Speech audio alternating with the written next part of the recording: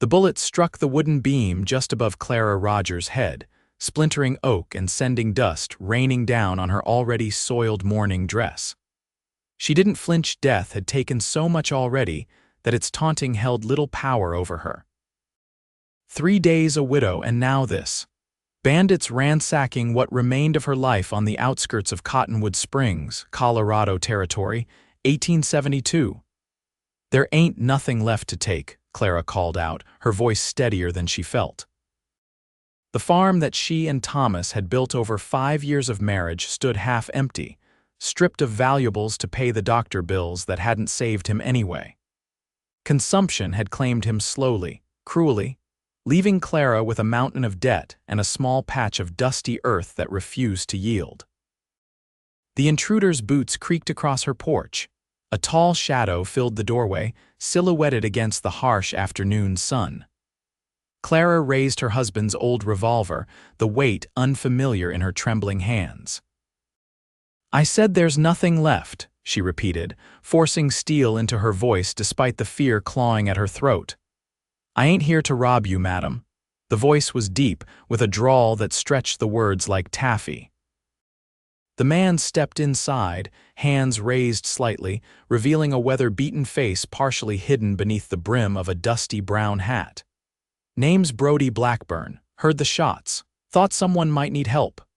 Clara kept the gun trained on him, her finger hovering near the trigger. "Those men, they're gone," chased him off. He remained perfectly still, respecting the deadly end of her revolver. "3 of them, spotted them riding toward your place as I was passing through, didn't look like social callers." Only then did Clara notice the man's right arm, a dark patch of blood seeping through his shirt sleeve. "You're wounded. Just a graze, had worse from shaving." His eyes, startlingly blue against his sun-darkened skin, scanned the small cabin. They settled on the freshly dug grave visible through the window, marked by a simple wooden cross on the hill beyond the house. Understanding softened his gaze. "I'm sorry for your trouble, madam." The reality of her situation crashed over Clara like a wave. The bandits would return. She was alone, defenseless, drowning in debt. The gun suddenly felt too heavy and her arm dropped. The first tear slipped free before she could catch it, followed by another. Clara turned away, desperately trying to hide the evidence of her weakness. "I'll be fine," she whispered, more to herself than to him. A gentle pressure beneath her chin startled her. Brody had crossed the room silently, his calloused fingers lifting her face to meet his gaze. "You'll never cry alone again," he said, the simple promise hanging in the air between them. Clara stepped back, surprise replacing her tears. "You don't know me, Mr. Blackburn." "No, madam, I don't," he retreated respectfully. "But nobody should face trouble alone in these parts. Those men'll be back with more. They're part of the Rayburn gang. Been terrorizing homesteads up and down the territory." "I have nothing they want," Clara replied, gesturing around the modest cabin. "They want the land. Railroads coming through. Men like Rayburn buy up claims cheap or take them then sell to the highest bidder." Brody winced, finally acknowledging his wound. "May I?" Clara nodded, watching as he sat at her small table. Instinctively, she reached for clean cloth and the bottle of whiskey Thomas had never finished. As she approached with the supplies, she noticed details she'd missed before the worn but well-maintained clothing. The gun belt that had seen use but showed careful upkeep, the quiet confidence in his movements. "You're not just passing through," she observed, dampening the cloth with whiskey. Brody rolled up his sleeve, revealing a muscular forearm and the bleeding gash across his upper arm. "No, madam. Marshall in Silver Creek hired me to track the Rayburn gang. Been on their trail 3 weeks. You're a lawman." Clara pressed the cloth to his wound, feeling him tense beneath her touch. "Bounty hunter. Though I prefer recovery specialist." A ghost of a smile touched his lips. "Law pays for results, not badges in these parts." Clara worked in silence, cleaning and bandaging his arm with practiced hands. Thomas had been ill for so long that such care had become second nature. When she finished, Brody flexed his arm experimentally. "You've got a gentle touch, Mrs. Rogers, Clara Rogers." She corked the whiskey bottle. "And gentleness didn't save my husband, Mr. Blackburn." The bounty hunter stood, towering in the small cabin. "What happened today will happen again. Rayburn won't stop until he has what he wants. I have nowhere else to go." Clara folded the remaining bandages with precise movements, focusing on the task to avoid his piercing gaze. "This land is all I have left. Then I suggest we prepare for visitors." Brody moved to the window, scanning the horizon. "They'll wait till nightfall, make camp somewhere close, thinking you're alone and frightened." "I am alone and frightened," Clara admitted, a surprising honesty breaking through her carefully maintained composure. Brody turned, studying her with an intensity that made her straighten her spine. "You stood your ground against armed men, tended a wound without flinching. Grief hasn't broken you, Mrs. Rogers. I'd say you're made of stronger stuff than you know." Before she could respond, he continued, "I'll need to check the perimeter. Board up that broken window. You have a shotgun besides that revolver." Clara nodded, reaching for the cabinet where Thomas kept his hunting shotgun. The normalcy of preparing for a fight rather than collapsing into her grief was strangely comforting. As she loaded the weapon, she felt a fierce resolve burning away the fog of despair that had enveloped her since Thomas drew his last labored breath. "How many bullets do you have for that?" Brody asked, gesturing to the revolver she'd set aside. "6 in the cylinder, maybe 20 more." "Good. We'll need them." He moved toward the door. "I'll be back before sundown. Lock this behind me." "Mr. Blackburn," Clara called, stopping him at the threshold. "Why are you helping me? The bounty is on the gang, not on saving widows." Brody adjusted his hat, his expression unreadable. "Let's just say I know what it's like to lose everything. No one should face that alone." He stepped outside, the door closing firmly behind him. Clara slid the bolt into place, leaning against the rough wood. Her gaze drifted to the wedding photograph on the mantel, Thomas smiling, healthy, his arm around her waist. 5 years of love, struggle, and finally watching him waste away. She'd thought the worst pain was behind her. Now, as she moved around the cabin gathering ammunition and supplies, Clara realized that survival might be the harder path. Fighting required hope, and hope had been in short supply. Yet something about Brody Blackburn's steady presence had kindled a spark. Whether it was foolishness or courage, Clara couldn't tell. But for the first time since they'd laid Thomas in the ground, she found herself planning for tomorrow. The sun began its descent, painting the cabin in shades of amber and gold. Clara changed from her morning dress into her sturdiest clothes trousers Thomas had altered to fit her for farm work, a cotton shirt, and sturdy boots. If she was going to defend her home, she wouldn't do it tripping over skirts. True to his word, Brody returned before sunset, carrying an armful of freshly cut wood. Clara opened the door at his knock, taking in his methodical efficiency as he secured the windows. "I found their camp," he said, hammering a board into place. "About a mile east near the creek, 5 men now. They'll come after midnight, thinking we'll be asleep. Clara passed him another nail. "Unless you're asking me to leave." Brody paused, hammer mid-swing. Clara considered the alternative, facing the night alone, waiting for violent men to claim what remained of her life. "No. I'm not asking that." They worked in companionable silence as darkness fell, transforming the cabin into a modest fortress. When the last window was secured, Clara lit a lamp and set out a simple meal of beans, cornbread, and coffee. "It's not much," she apologized, watching Brody wash his hands in the basin. "It's a feast compared to trail rations." He sat at the table, removing his hat to reveal dark hair streaked with the faintest silver at the temples. Clara guessed him to be in his mid-30s, perhaps 10 years her senior. The lines around his eyes spoke of squinting into countless horizons. As they ate, Clara found herself wanting to know more about this man who had appeared like a guardian spirit when she needed one most. "How does one become a bounty hunter, Mr. Blackburn?" Brody sipped his coffee, considering. "Life has a way of narrowing your options until only one path remains. I was a Union sharpshooter during the war." After, there wasn't much call for my particular skills except from men willing to pay for them. And before the war, a shadow crossed his face, had a small ranch in Kansas, wife, baby on the way. Clara set down her fork. What happened, border ruffians? I was away fighting. By the time I returned, he didn't finish, didn't need to. Clara recognized the hollow look she'd seen it in her own mirror. I'm sorry, she said softly. Brody nodded once, acknowledgement rather than acceptance.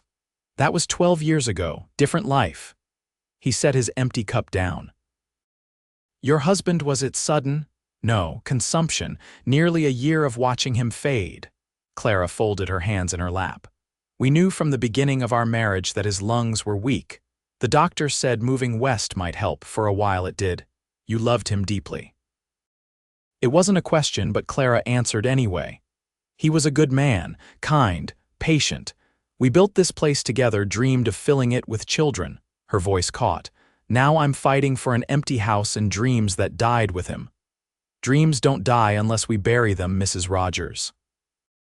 Brody's voice was gentle. They just changed shape. Before Clara could respond, a sound outside caught their attention, the distant whinny of a horse.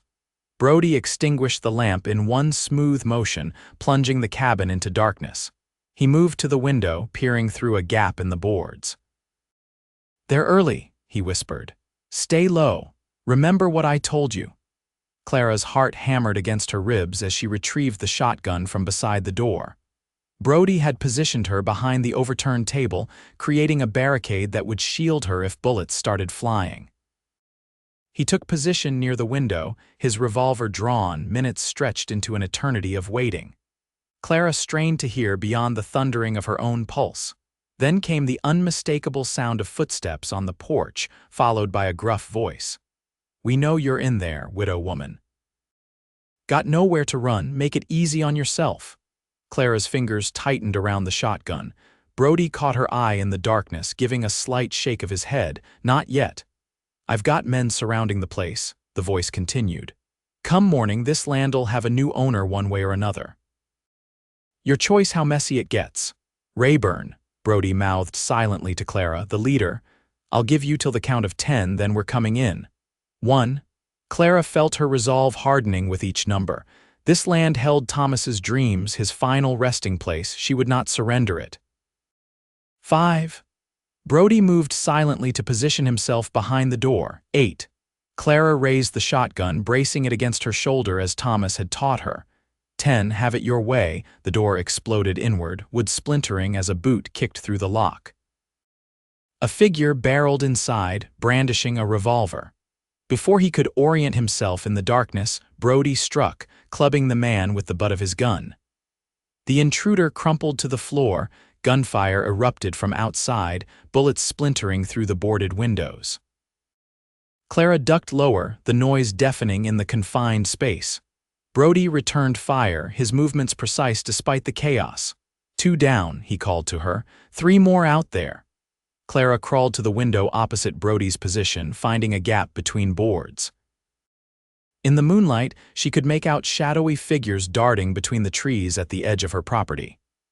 When one broke cover, running toward the house, Clara acted on instinct. The shotgun roared, its kick bruising her shoulder. The running figure stumbled, then fell. Good shot, Brody approved, firing twice more through his window. They're retreating toward the barn. A momentary lull fell over the cabin. Clara's ears rang in the sudden silence. The man Brody had knocked unconscious groaned on the floor. Rayburn's still out there, Brody said, reloading his revolver. He doesn't give up easily.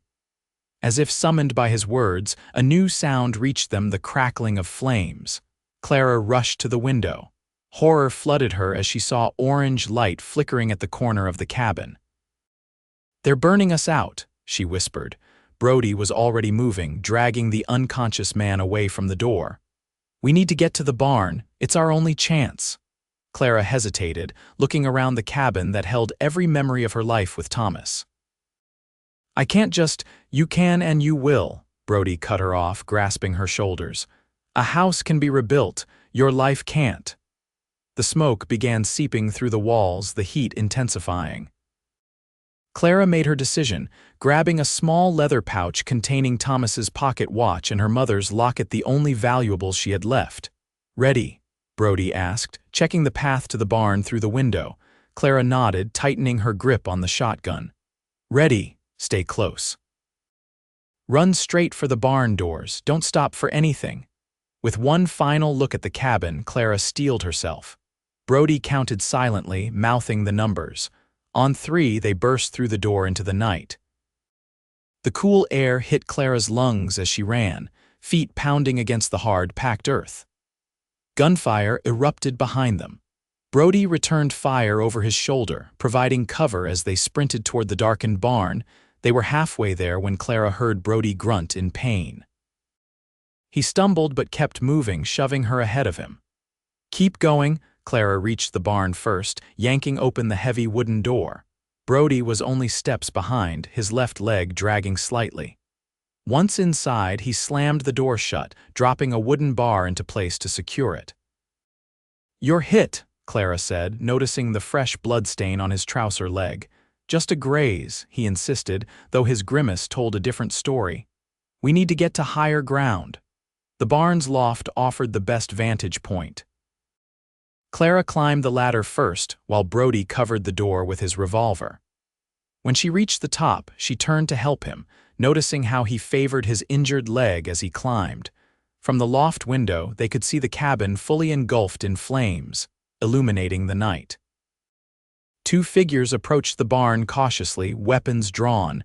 "Rayburn and his last man," Brody whispered, positioning himself at the window. "They'll try to smoke us out here too." Clara felt an unexpected calm settle over her. "This is my land," she said simply. "I'm through running." Brody glanced at her, something like admiration in his eyes. "On my signal, you take the one on the left. I'll handle Rayburn." Clara nodded, raising the shotgun. Below, the men had reached the barn door, trying to force it open against the bar. When they couldn't, one retrieved a lantern from his saddlebag. "Now," Brody whispered. They fired simultaneously. Clara's shot struck true, sending her target sprawling. Brody's bullet found Rayburn's shoulder, spinning him around but not dropping him. The outlaw leader returned fire, bullets splintering the wood around the loft window. Brody shoved Clara aside as a bullet whistled through the space where she'd been standing. He fired twice more, and below, Rayburn finally fell. Silence descended, broken only by the distant crackle of flames consuming Clara's home. She sat against the loft wall, suddenly exhausted, the shotgun heavy across her lap. Brody slumped beside her, his breathing labored. "We need to check your leg," Clara said, reaching for him. "First, we make sure they're not getting up again." Brody pulled himself to his feet with effort. "Stay here." Clara watched as he descended the ladder, moving cautiously toward the barn door. She kept the shotgun trained on the entrance, ready to provide cover if needed. Long minutes passed before Brody returned, his face grim but satisfied. "It's over," he said, leaning heavily against the ladder. "Rayburn's dead. The others won't be causing trouble again." Relief flooded Clara, followed immediately by the crushing reality of her situation. Her home was gone. Everything she and Thomas had built reduced to ashes. As the adrenaline faded, grief rushed in to fill the void. Brody climbed back to the loft, wincing with each step. When he reached the top, he found Clara with her face buried in her hands, shoulders shaking with silent sobs. Without a word, he sat beside her, placing an arm around her trembling form. Clara leaned into his strength, too drained to maintain her barriers. They remained that way until the first light of dawn crept through the barn slats, illuminating the destruction beyond. "What do I do now?" Clara whispered, her voice raw. Brody's arm tightened slightly around her shoulders. "You rebuild, one day at a time." Clara turned to look at him, noticing the lines of pain around his eyes, the pallor beneath his tanned skin. "First, we tend to that leg, then we'll talk about rebuilding." They made their way carefully down from the loft as morning light strengthened. Clara led Brody to the small creek that ran behind the property, the same one where she and Thomas had picnicked in better days. While Brody washed the grime and blood from his face, Clara tore strips from her petticoat to fashion fresh bandages. The bullet had carved a deep furrow along his calf, painful but not life-threatening. As Clara cleaned and bound the wound, she found herself studying his face in the clear morning light. The hardness she'd first noticed had softened, revealing a weariness that matched her own. "You should rest," she said, securing the bandage.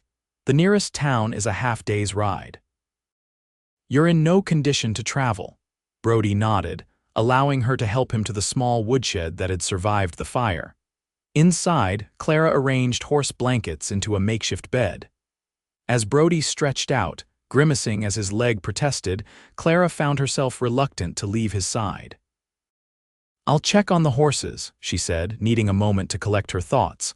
Outside, Clara surveyed the smoldering ruins of her cabin. Strange how the sight didn't break her as she'd expected. Instead, a quiet determination took root. She'd survived.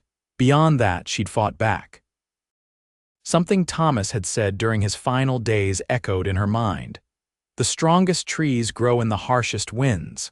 When she returned to the woodshed, Brody was asleep, his breathing deep and even.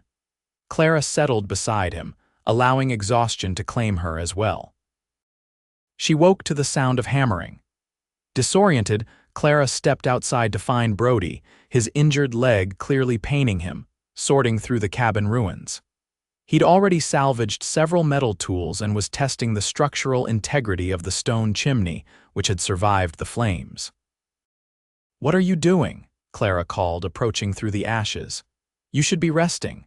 Brody straightened, wiping sweat from his brow. "Figured we should see what can be saved before we make plans." "Plans," Clara echoed, the word strange on her tongue after days of merely surviving. "For rebuilding," Brody gestured to the chimney.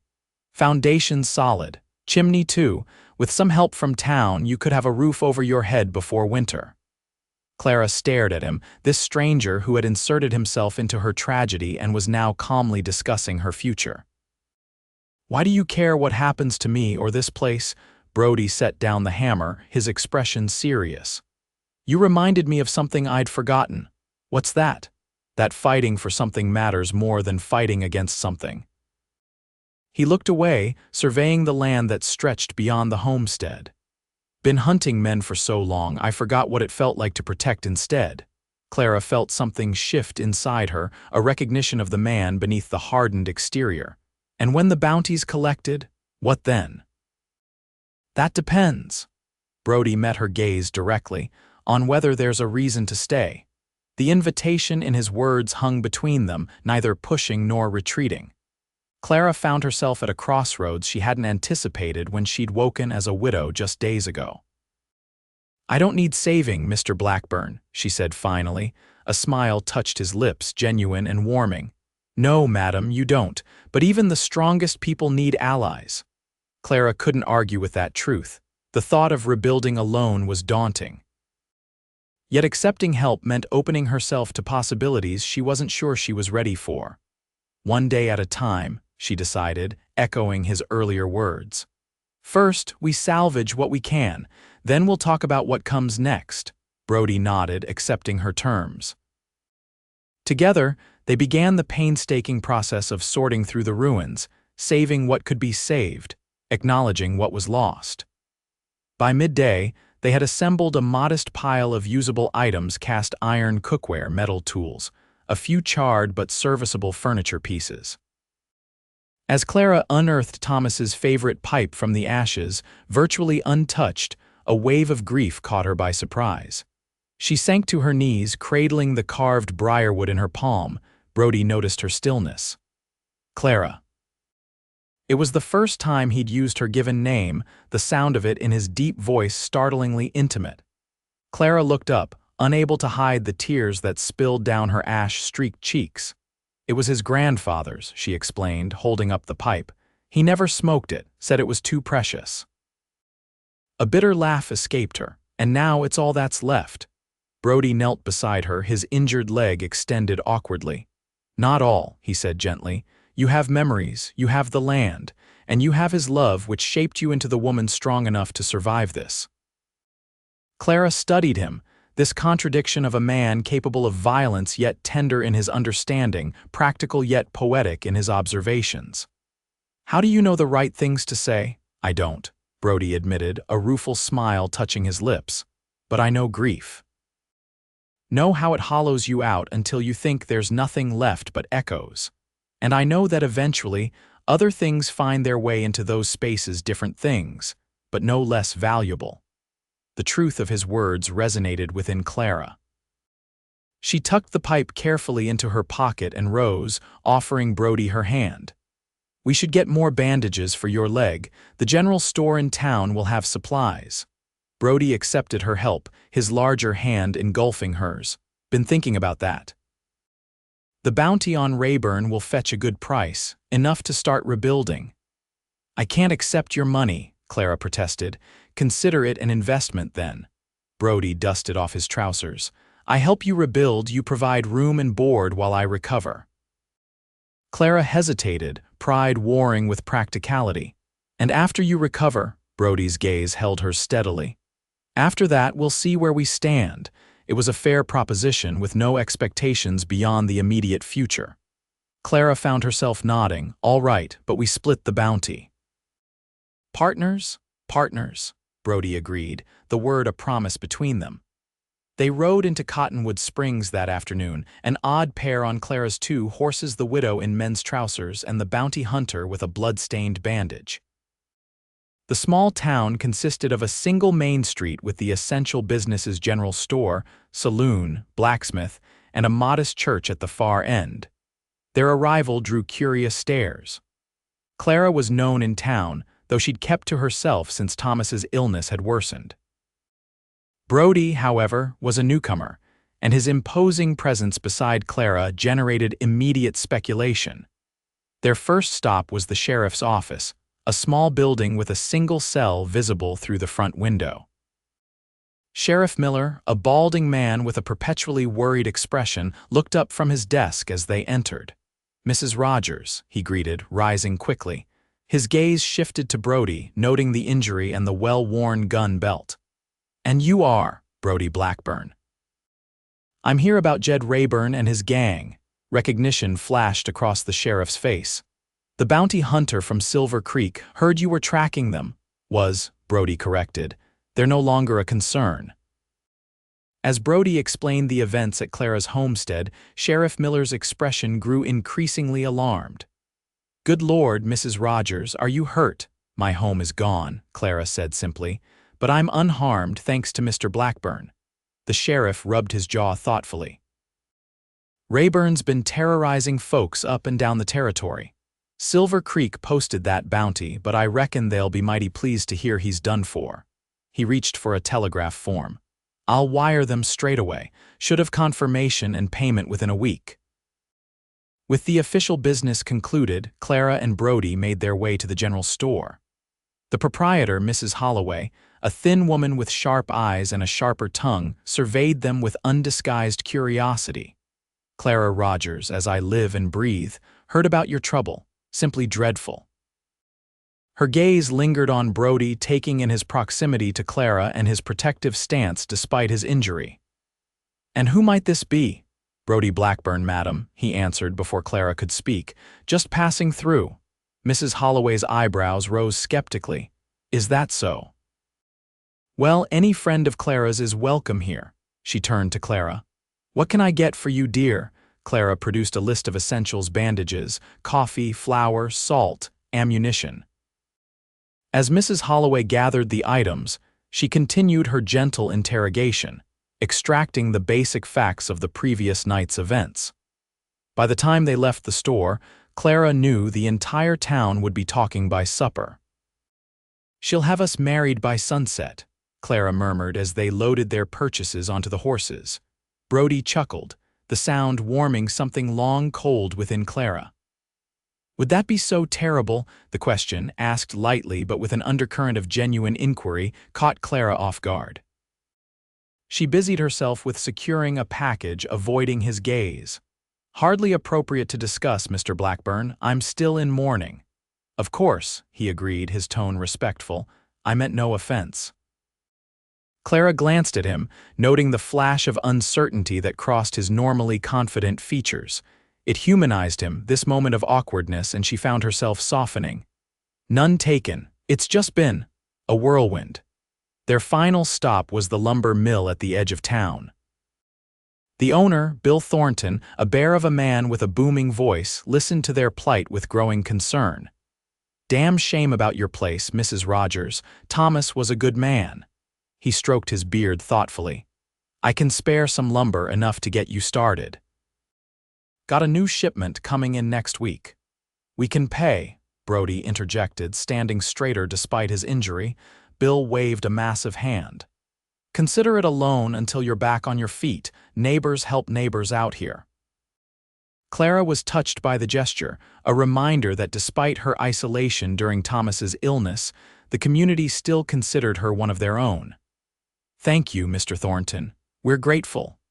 We'll send some of the boys out tomorrow to help with the heavy lifting," Bill added. "No sense in your man, they're tearing open that leg trying to play hero." Neither Clara nor Brody corrected the assumption. It was simpler to let it stand, Clara reasoned. Explanations would only complicate matters. As they prepared to leave town, Reverend Walsh hailed them from the church steps. The elderly minister had conducted Thomas's funeral just days earlier, and concern lined his weathered face as he approached. "Mrs. Rogers, I've just heard about your home, a terrible tragedy on top of your loss." He clasped her hands in his papery ones. "You must stay at the parsonage until you can rebuild." "That's very kind, Reverend, but I'll be staying on my land," Clara replied firmly. "Mr. Blackburn has offered his assistance with the rebuilding." The minister's gaze shifted to Brody, assessing. "I see. Well, propriety suggests, with all due respect, Reverend," Brody interrupted, his tone polite but firm. "Mrs. Rogers has been through enough without having to worry about wagging tongues. I'll be sleeping in the barn while helping with repairs. Her reputation remains intact." Clara felt a rush of gratitude for his intervention. The last thing she needed was the town questioning her morality when she was fighting for survival. Reverend Walsh nodded slowly. "Very well, but please know the offer stands, and of course the church will help however we can." By the time they returned to the homestead, the sun was beginning its descent, casting long shadows across the charred remains of the cabin. Clara felt the weight of the day pressing down on her as she unsaddled the horses. "You should rest," Brody said, taking the saddle from her hands. "I'll take care of this. Your leg will heal," he finished. "You've been through more than anyone should have to bear in a week. Take a moment for yourself." Clara couldn't argue with his logic. Exhaustion pulled at her, both physical and emotional. She made her way to the creek, finding a quiet spot beneath a cottonwood tree. The water's gentle murmur soothed her frayed nerves as she watched the current carry leaves downstream. Thomas had proposed to her on this very spot 6 years ago, nervous and earnest, offering a modest ring and promises of a good life together. They'd had that, despite the hardships, drought seasons, harsh winters, and finally his illness.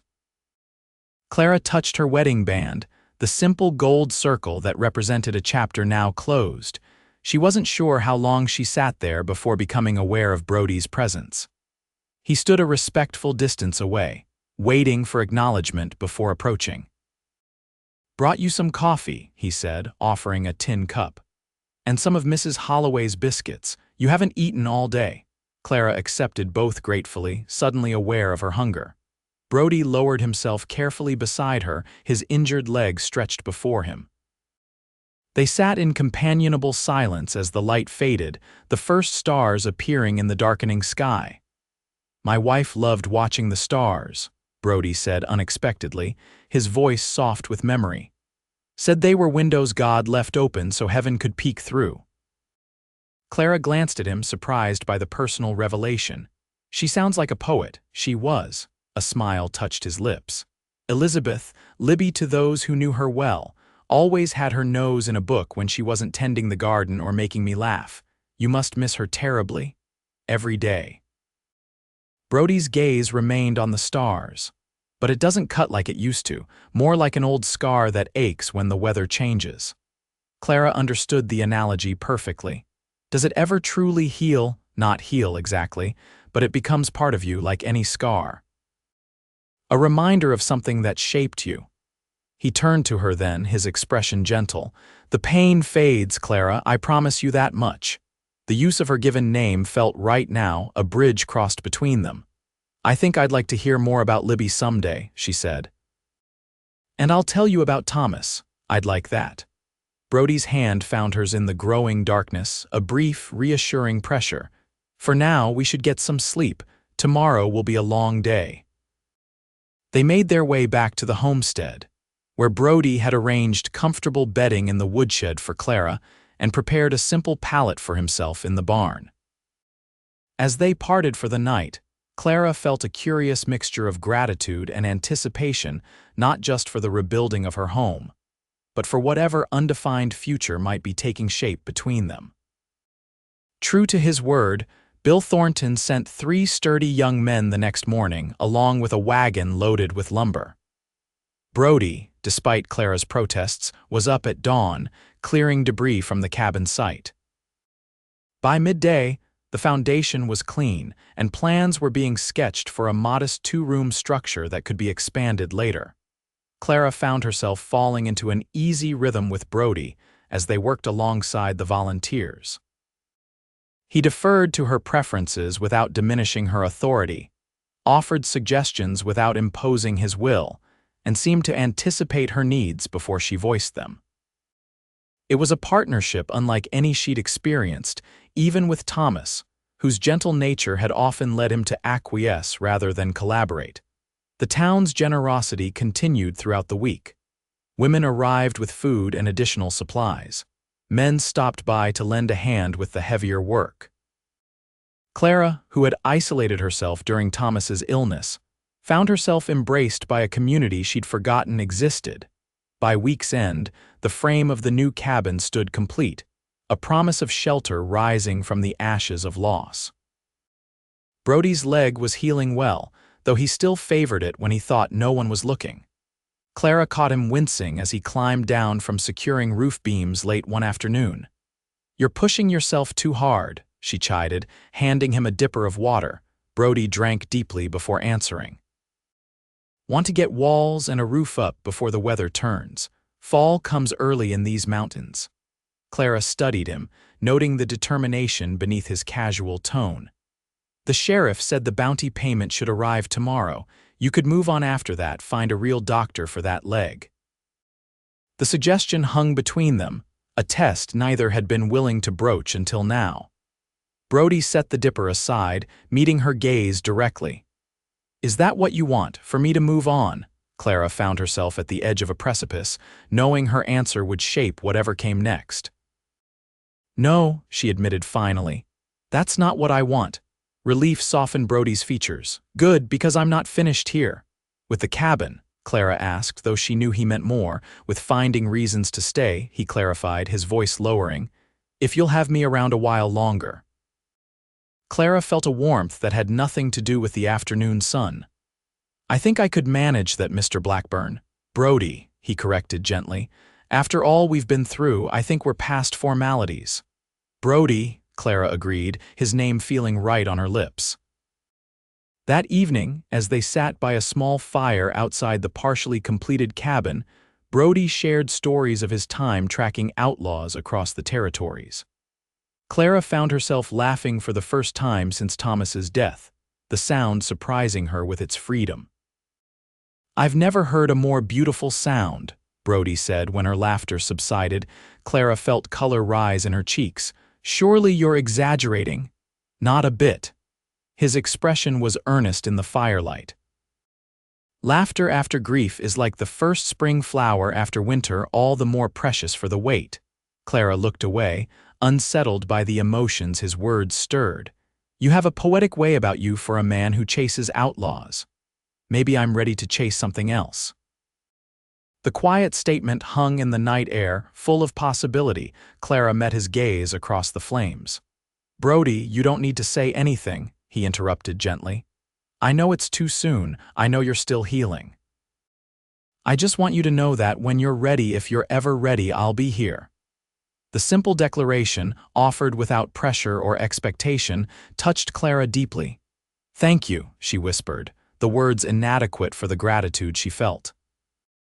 The weeks that followed settled into a rhythm of rebuilding not just the cabin, but something less tangible between them. The bounty money arrived as promised, split evenly as agreed. Clara insisted that Brody see the doctor in town about his leg, which was healing but still caused him pain after long days of work. By early October, the cabin was complete: 2 rooms with a sturdy roof, a repaired chimney, and new windows that let in the golden autumn light.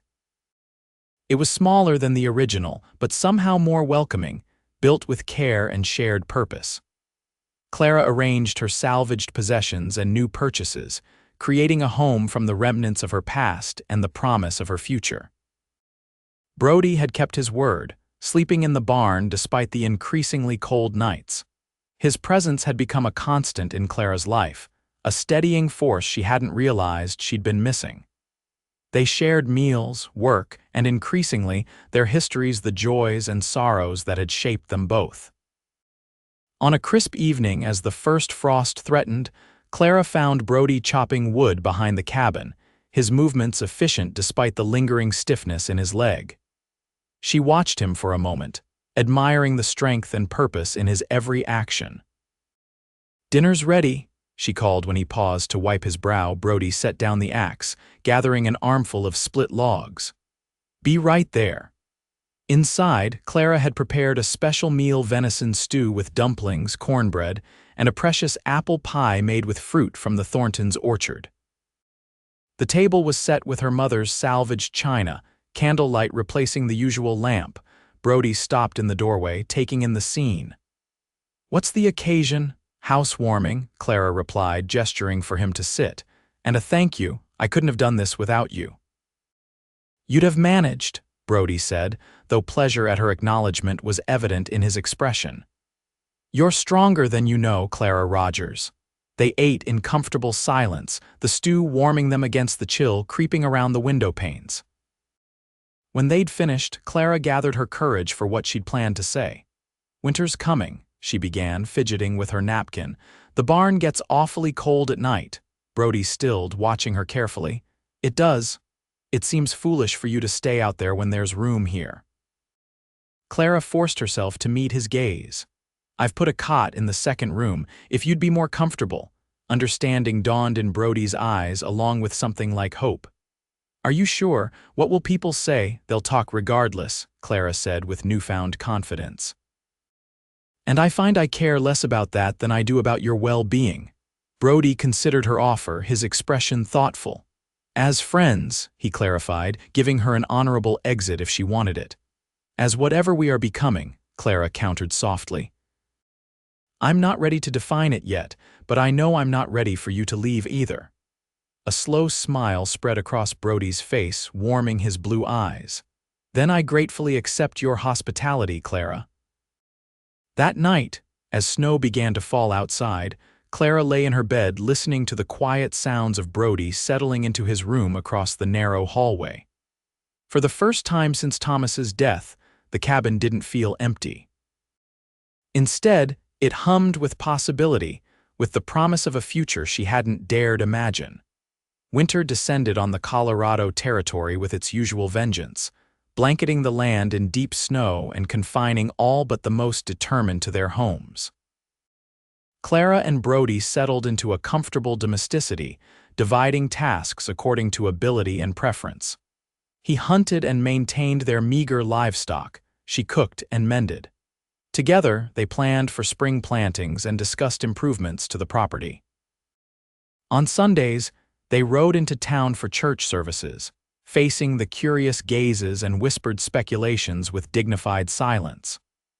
Reverend Walsh, to his credit, never publicly questioned their arrangement, though his pointed sermons on propriety left little doubt as to his concerns.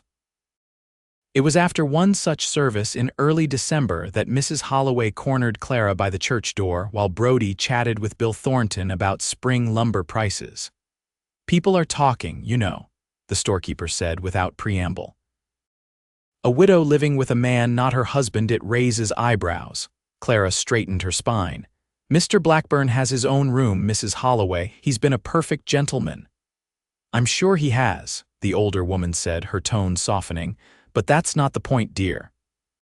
It's appearances that matter out here. More than survival, Clara challenged. More than having someone trustworthy nearby when spring brings who knows what new threats. Mrs. Holloway patted her arm. You misunderstand me. I'm not judging. Heaven knows I've seen enough of life to know it's rarely simple. I'm merely suggesting that if you value his presence, there are more permanent solutions available. Clara blinked, surprised by the implication. Are you suggesting marriage? Is it so outlandish? Mrs. Holloway glanced meaningfully toward Brody. He looks at you the way a man looks at his future, not his past, and you seem happier than you've been in a long while. Before Clara could formulate a response, Brody approached, touching her elbow lightly, ready to head back. Storms brewing to the west. Clara nodded, grateful for the interruption. Yes, we should go. Good day, Mrs. Holloway. The ride home was quiet, both lost in their thoughts as the sky darkened with approaching snow. It wasn't until they were tending the horses in the barn that Brody broke the silence. Mrs. Holloway seemed to have a lot to say. Clara bushed, hanging up the saddle. You know how she is town gossip and unsolicited advice. About us, Brody asked directly, surprising her with his perception. Clara hesitated, then nodded. She thinks people are talking about our arrangement. Are they wrong to wonder? Brody moved closer, his expression serious. We've been living as, what, friends, partners, something more that neither of us has named. The question demanded honesty Clara wasn't sure she was ready to give. Yet as she looked at him, this man who had saved her life, helped rebuild her home, and somehow begun rebuilding her heart, she found herself unwilling to hide behind propriety any longer. Something more, she admitted softly. At least for me. Brody's expression softened, relief and joy transforming his features. For me as well, since that first day, if I'm being honest. That seems impossible, Clara protested. I was a mess, grieving, frightened, and brave, Brody added. Standing your ground against armed men with nothing but determination and an old revolver. He stepped closer, his voice lowering. I admired your courage then. I've come to admire everything else about you since. Clara felt her heart quicken as he reached for her hand, his calloused fingers warm against her skin. I'm still Thomas's widow, she whispered, the last barrier between them, and I'm still Libby's widower, Brody acknowledged. They'll always be part of us. But Clara, I think they'd want us to find happiness again. The truth of his words resonated within her. Thomas, with his generous heart, would never have wanted her to live in perpetual mourning. He'd made her promise in those final days to find joy again. I think you're right, Clara said, allowing herself to step closer to Brody. But I don't know what happens next. Brody's smile was gentle. Whatever you want to happen, at your pace, not mine. Clara considered his words, the freedom they offered. In that moment, standing in the warmth of the barn as snow began to fall outside, she made her decision. Rising on tiptoes, she pressed a gentle kiss to his cheek, a promise of possibilities to come. Thank you, she whispered, for understanding. Brody's eyes darkened with emotion. Always. The blizzard that night was fierce, howling around the cabin with unrelenting fury. Inside, Clara and Brody sat before the fire, the storm creating an intimate cocoon that seemed separate from the rest of the world. They talked late into the night, sharing dreams and fears with a new openness. When Clara finally retired to her room, she felt lighter than she had in months, as if acknowledging her feelings for Brody had freed something long constrained within her. She slept deeply, undisturbed by the usual dreams of Thomas's final days. The week before Christmas brought clear skies and bitter cold. Clara and Brody rode into town for supplies. The landscape transformed into a glistening white expanse that took Clara's breath away with its beauty. In Cottonwood Springs, Festive preparations were underway despite the frontier conditions. Pine boughs decorated the church, and homemade gifts were being exchanged. At the general store, Mrs. Holloway greeted them with unusual warmth. "Just the couple I wanted to see." The town's having a Christmas Eve gathering at the church. Music, food, community celebration. "You'll both come, won't you?" Clara glanced at Brody, who nodded his agreement. "We'd be delighted," she answered, realizing she actually meant it. After months of isolation during Thomas's illness and her subsequent grief, the prospect of celebrating with neighbors felt unexpectedly welcome. They browsed the store's modest selection of goods, Clara secretly choosing a new hunting knife for Brody, while he apparently found something that required Mrs. Holloway to wrap discreetly in brown paper. The exchange of knowing smiles between them held all the excitement of courtship, though neither had formally acknowledged that's what was happening between them. On Christmas Eve, they dressed in their finest clothes, Clara in her one remaining good dress, a deep blue wool that brought out the amber highlights in her eyes, and Brody in a clean shirt and the vest he'd purchased specially for the occasion. The ride to town was magical, the setting sun painting the snow-covered landscape in shades of gold and rose. The church was crowded and warm, fragrant with pine and cinnamon. Clara and Brody were welcomed with genuine affection, their presence now an accepted part of the community. After the reverend service, the gathering moved to the attached meeting hall, where tables groaned with food and a small group of musicians played lively tunes. "Would you dance with me?" Brody asked as a waltz began, offering his hand with formal courtesy. Clara hesitated only briefly before placing her hand in his. "I'd be honored." He led her to the center of the room where other couples were already swaying to the music. Brody's hand at her waist was respectful yet possessive, his movements confident as he guided her through the steps. Clara followed his lead easily, surprised at how natural it felt to be in his arms. "You dance beautifully," she remarked, looking up to find his eyes fixed on her with undisguised admiration. "Had practice at socials before the war," he replied, "though never with a partner so lovely." The compliment brought heat to Clara's cheeks. "You're quite the flatterer, Mr. Blackburn, not flattery if it's true." His arm tightened slightly, drawing her a fraction closer. "You're the most beautiful woman in this room, Clara Rogers." The intensity in his gaze made her breath catch. For the first time since Thomas's death, Clara felt fully alive, her senses heightened, her heart racing with something other than grief or fear. It was exhilarating and terrifying all at once. When the dance ended, Brody reluctantly released her, though his hand remained at the small of her back as they made their way to the refreshment table. Clara was acutely aware of the curious glances directed their way, but found she no longer cared what others thought. Something was blossoming between them, something worth nurturing, regardless of convention. The celebration continued late into the evening, with caroling and stories shared around the massive fireplace. When it was time to leave, Brody helped Clara into her coat with tender attention, his fingers lingering on her shoulders. The gesture did not go unnoticed by Mrs. Holloway, who winked at Clara with undisguised approval. The ride home was silent, but charged with unspoken emotions. Stars blazed overhead in the clear winter sky, the moon casting blue shadows across the snow. When they reached the cabin, Brody insisted on tending the horses while Clara went inside to warm up. Clara built up the fire and lit the lamps, the cabin glowing with welcoming light. When Brody entered, stamping snow from his boots, she was waiting with 2 cups of hot cider, spiced with the cinnamon sticks Mrs. Holloway had included with their Christmas provisions. "Merry Christmas," she said, offering him a cup.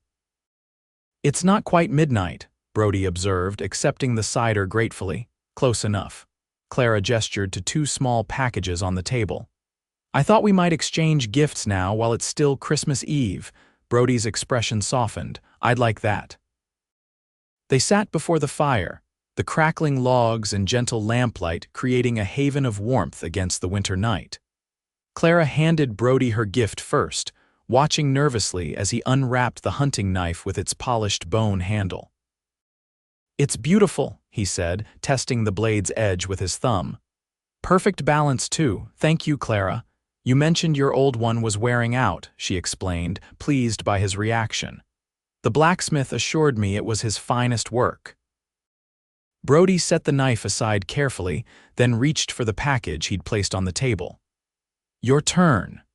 Clara unwrapped the brown paper slowly, revealing a small wooden box with intricate carvings of wildflowers on its lid. Inside, nestled on a bed of soft cloth, lay a delicate silver locket on a fine chain. "Oh, Brody," she breathed, lifting it carefully. "It's exquisite. Open it," he urged, his voice low with anticipation.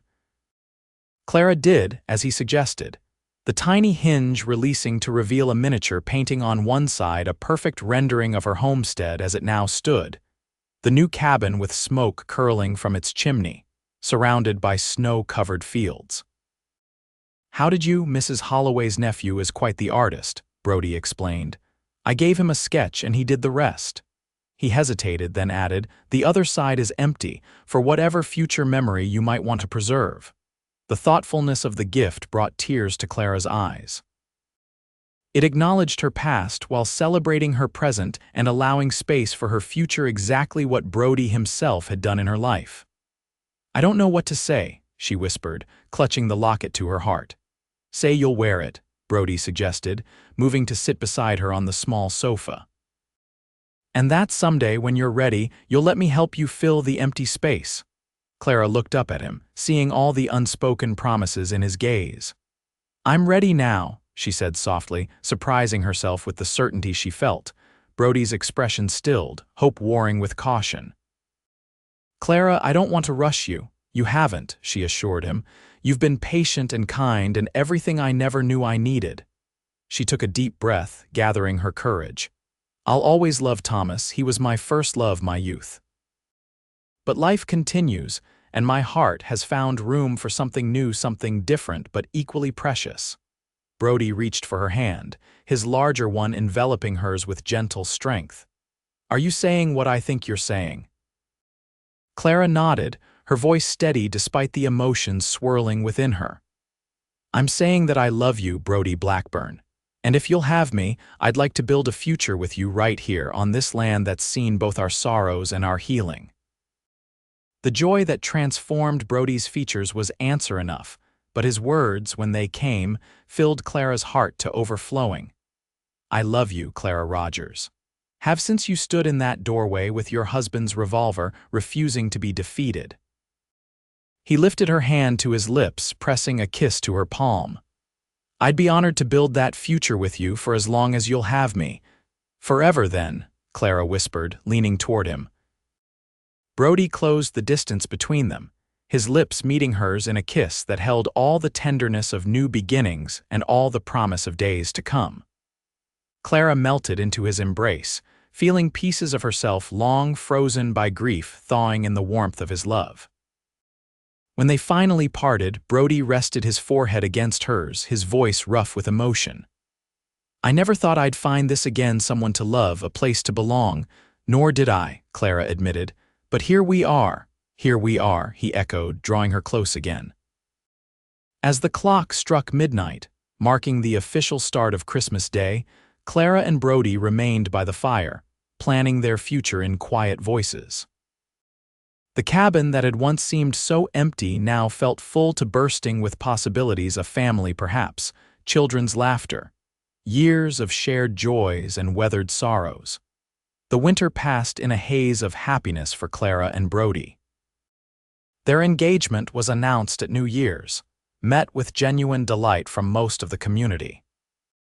Reverend Walsh, after a stern but ultimately supportive conversation about honoring the memories of their departed spouses while embracing new blessings, agreed to perform the ceremony in early April, when the first wildflowers would appear. February brought a brief thaw that allowed them to begin preparations for spring planting. Brody, having officially resigned from bounty hunting after collecting his final payment for Rayburn, threw himself into improving the homestead. He repaired fences, expanded the barn, and began constructing furniture for their home: a larger bed, a rocking chair for the porch, a cradle that he claimed was just in case someday. Clara watched him work with a contentment she'd never expected to feel again. Though Thomas would always hold a place in her heart, loving Brody didn't diminish those memories. Instead, it seemed to honor them, proving that the capacity for love and happiness Thomas had nurtured in her continued to grow. Their wedding day dawned clear and mild, the mountains still snow-capped but the valley fresh with new green growth. Clara wore a simple dress of cream-colored silk that Mrs. Holloway had ordered specially from Denver. Brody, handsome in a new black suit, waited for her at the church altar with an expression of such tender anticipation that Clara nearly wept with joy. The ceremony was brief but meaningful, their vows exchanged before the entire community that had helped them rebuild both home and hope. When Reverend Walsh pronounced them husband and wife, Brody's kiss held all the promise of their shared future, passionate yet reverent, sealing their commitment before God and neighbors alike. The celebration afterward at the town hall was joyous, with music, dancing, and enough food to feed twice their number. Clara found herself passed from one well-wisher to another, accepting congratulations and advice with equal grace. When Brody finally reclaimed her for a dance, his possessive arm around her waist sent a thrill through her that had nothing to do with propriety and everything to do with anticipation. "Mrs. Blackburn," he murmured, the name still new and wonderful to her ears. "Are you ready to go home?" Clara nodded, suddenly shy despite the months they'd spent under the same roof. This night would be different, the first of a lifetime of nights together as husband and wife. They said their goodbyes amid knowing smiles and good-natured teasing. The ride home was charged with sweet tension, their conversation light but underscored by awareness of what awaited them. When they reached the homestead, Brody surprised Clara by lifting her from the saddle and carrying her across the threshold of their cabin, now transformed with fresh curtains, new furnishings, and vases of early wildflowers on every surface. "Welcome home, wife," he said, setting her gently on her feet but keeping her within the circle of his arms. "Husband," Clara replied, savoring the word and all it represented. That night, they discovered each other fully for the first time, their joining as natural as the spring that renewed the land around them. In Brody's tender embrace, Clara found passion she hadn't known herself capable of, her body and heart responding to his with an intensity that left them both breathless and wondering. After, as they lay tangled together in the new bed Brody had crafted with such care, Clara rested her head on his chest, listening to the strong, steady beat of his heart. "I never thought I'd feel this way again," she confessed, trailing her fingers along his arm. "So complete." Brody's hand moved in lazy circles on her back, his voice rumbling beneath her ear. "That day I found you when you tried to hide your tears, I made you a promise. Remember?" Clara nodded, the memory vivid despite all that had happened since. "You said I'd never cry alone again." "And you won't," he vowed, pressing a kiss to her forehead. "Whatever life brings us, we face it together." "Together," Clara agreed, sealing the promise with a kiss that spoke of all the tomorrows stretching before them. Spring blossomed into summer, and with it came news that filled the Blackburn homestead with fresh joy. Clara was expecting their first child, due with the winter snows. Brody's reaction to the announcement was everything she could have hoped for, his strong hands trembling as he placed them reverently on her still flat stomach. "A baby," he whispered, awe and terror mingling in his voice. "Our baby." Clara covered his hands with hers. "Are you happy?" "Beyond words," he assured her, gathering her close. "Though I'm already terrified of failing this little one." "You won't," Clara said with absolute certainty.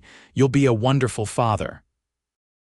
As her body changed with the growing life inside her, Clara found herself reflecting on the strange, beautiful journey that had brought her to this moment. The devastating loss that had nearly broken her had somehow led to this new beginning, a loving husband, a child on the way, a home rebuilt stronger than before. On the anniversary of Thomas's death, Clara visited his grave alone, bringing wildflowers and quiet gratitude. She told him about Brody, about the baby, about the happiness she'd found not despite her grief, but through it. The healing power of love had transformed her wounds into wisdom, her sorrow into strength. When she returned to the cabin, Brody was waiting on the porch, respecting her need for this private pilgrimage but ready with open arms when she came home. Clara went to him gladly, stepping into the embrace that had become her sanctuary. "All right?" He asked simply, his hand moving to the gentle swell of her stomach. Clara nodded, her heart full. "All right." That evening, as they sat watching the sunset paint the Colorado sky in brilliant hues, the baby kicked for the first time, a flutter of movement that made Clara gasp in wonder. She guided Brody's hand to the spot, watching his face transform with amazement when he felt it too. "Hello there, little one," he whispered, bending to speak directly to Clara's belly. "We're waiting for you. Your mama and I have so much love ready for you already." Clara threaded her fingers through Brody's hair, overwhelmed by the perfect rightness of this moment. "I love you," she said when he looked up at her, his eyes shining with emotion. "More than I ever thought possible." "And I love you," Brody replied, rising to kiss her tenderly. "You and our child and whatever other children might come, you saved me, Clara Blackburn, brought me back to life when I thought that part of me was gone forever." "We saved each other," Clara corrected gently. "That day when you lifted my chin and promised I'd never cry alone again, you gave me hope when I had none left." Brody smiled, the expression transforming his weather-beaten face into something beautiful. "Best promise I ever made." As darkness fell around them, stars appearing one by one in the vast Colorado sky, Clara leaned against her husband's strong shoulder. Their hands joined protectively over the new life growing within her. Behind them stood their cabin, solid and welcoming. Before them stretched years of possibilities, joys and sorrows to be faced together, a family to raise, a legacy to build. From grief had come healing. From loss had come love. And from two broken hearts had emerged something whole and beautiful, a future neither had dared to imagine, now unfolding day by day under the wide western sky. Clara Rogers Blackburn, once a widow who had tried to hide her tears, now faced each dawn with the certainty that whatever it might bring, she would never face it alone again.